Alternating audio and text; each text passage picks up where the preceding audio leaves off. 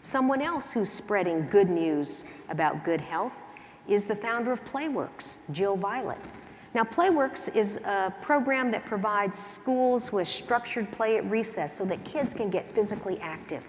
But it also teaches them how to resolve their disputes peacefully by playing rock, paper, scissors. Remember that one?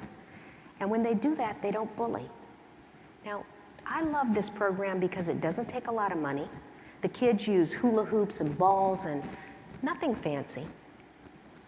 But it makes all the difference in the world in these kids' lives because play is not just about burning calories. It's critical for brain development and for making decisions and for learning how to regulate our emotions. This program introduces kids to the lifelong joy of being physically active. Now, none of these social entrepreneurs that I've just told you about had millions of dollars at their disposal when they started. They didn't have any extraordinary standing or political clout. The only advantage that they had was the courage to question the status quo and then to convince others to question it also. Now, in the business world, it's all about the bottom line, right? So what is the return on investment on health promotion? In a study that was published in Health Affairs in 2010, the average return on investment for health promotion was $3.27 for every dollar spent if you look at medical expenditures, and $2.73 if you look at absenteeism. Now, earlier this year, there was a group called the Vitality Commission that was comprised of public health officials like yourselves, private industry, and academia, and they released a report detailing the importance of business advancing a culture of health in America. And one of their recommendations was that we get corporations to make health metrics a key part of their performance reports, just the same way they report on sustainability. And when I spoke to the leaders of the sports and fitness industry a few weeks ago, I challenged them to be the first industry to start reporting health metrics. And I would challenge you to go back home and get some other industries to start thinking about and actually reporting health metrics. Now, we know one of the best predictors of health is education. So what does that ROI look like? Well, data out of the University of Chicago and the University College London examined the return on investment of 3 of the most successful early childhood intervention programs for at-risk kids in America.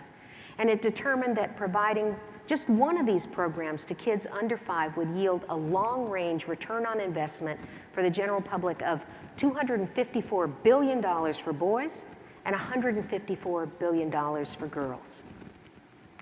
Now, that reduction takes into account a lot of things, crime and savings from other things. But the point is, people are looking at that. In fact, the state of Oklahoma really had this sink in. A while back, parents there started asking why their kids had to live under the shadow of statistics that showed that vulnerable kids in Oklahoma who didn't get an early intervention had 25% greater chance of dropping out of school, a 40% more likely chance of becoming a teen parent, and a 70% chance of becoming arrested for a violent crime. The state decided that they were going to take on those statistics by establishing a universal pre-K program that provides schooling for all of the state's kids starting when they're 3 years old.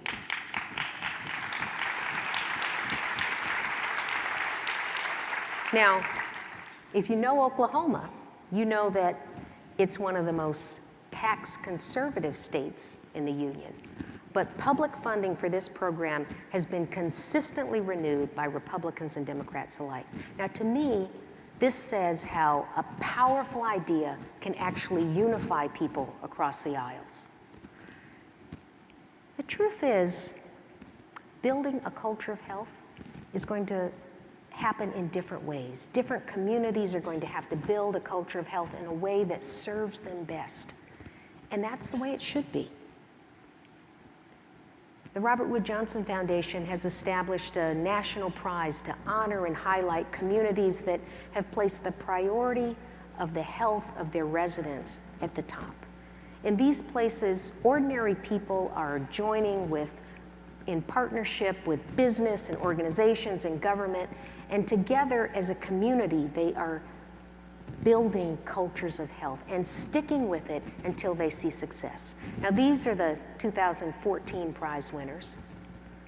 But I want you to think back to that map of New Orleans that I showed you earlier, because there's a lot of hope in this city that those stark differences that we saw earlier are going to become a thing of the past sooner rather than later.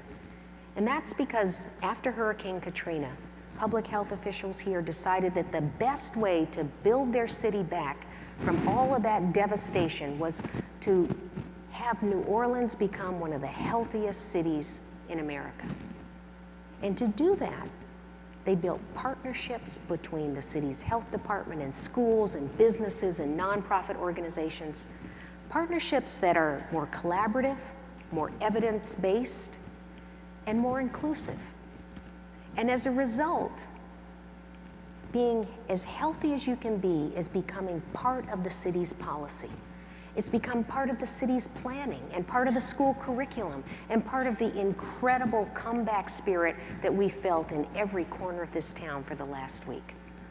In fact, support for the community is so strong that New Orleans was one of the first Culture of Health winners when we established the prize a year ago. So let me show you a short video about how building a culture of health is the homegrown mantra here in New Orleans. Winning the Roadmaps to Health Prize is a validation of the work that we have done as a community for the last many years since Hurricane Katrina, and has given us a new energy to continue this work that we're doing so that by 2018 we are the healthy city that we want to be. A centerpiece of our work is an ambitious plan to assure that everyone has access to nutritious food and can be physically fit. FitNOLA is our collective goal as a community to be one of the most fit cities in the U.S. by 2018, which is New Orleans' 300th anniversary. This notion of a public-private partnership is one that we have brought to life in New Orleans. One of the things that Katrina taught us is that none of us can do it alone.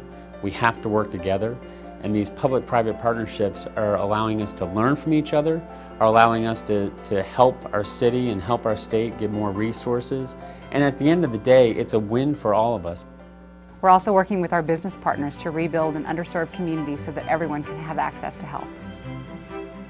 New Orleans East was flooded pretty heavily from Hurricane Katrina, and right in that space is a regional park that has been refurbished through a public-private partnership to create sporting venues in that community and let families exercise and play in that park. Around the corner is the new library, which is a spectacular facility, brand new, and it's always full of kids doing their homework and reading. There's a brand new police station, and then just down the road is the new hospital that's being built. A key partner for us is the school system, and we're working together to make sure that kids learn healthy habits that last a lifetime. The Edible Schoolyard exists to change the way children eat, learn, and live. It's in the garden that the kids really learn where food comes from.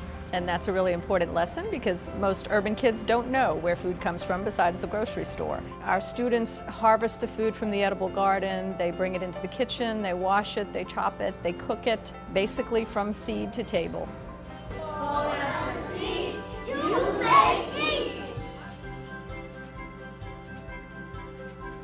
New Orleans is an incredibly civically engaged community, and there is an overwhelming desire and interest from the community in attending to the public's health because they feel that they own it in a really important way, because they do.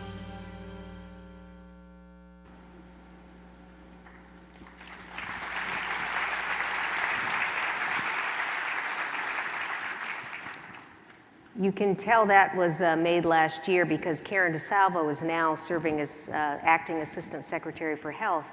And while her immediate role is to help our government address the response to Ebola, I know that she's going to be back building the momentum to help us become the healthiest country in the world. And that's why I know we can do it. Because, as I've said before, it's not going to be easy. In fact, it's going to be hard. But if we combine passion and purpose, I know we can raise the health of everyone in America to the level that this great nation deserves. And when we do, we will indeed have a powerful story to tell. A story that we can start writing today. Thank you very much.